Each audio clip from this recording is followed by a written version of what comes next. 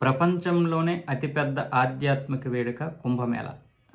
ఉత్తరప్రదేశ్ ప్రభుత్వం అయితే దాదాపు 10,000 ఎకరాల్లో ఈ యొక్క కుంభమేళా ఏర్పాట్లయితే చేసింది.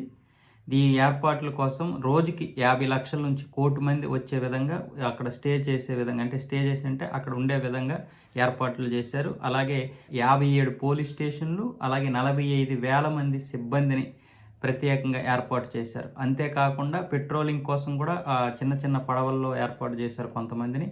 అలాగే తేలియాడే పోలీస్ స్టేషన్‌లు కూడా ప్రత్యేకంగా ఏర్పాటు చేశారు. వాళ్ళు అక్కడి నుంచి పడవలు తేలియాడే పోలీస్ స్టేషన్ ఒక పడవలాగా ఉంటది. అది ఎక్కడి నుంచి ఎక్కడికైనా వెళ్ళొచ్చు.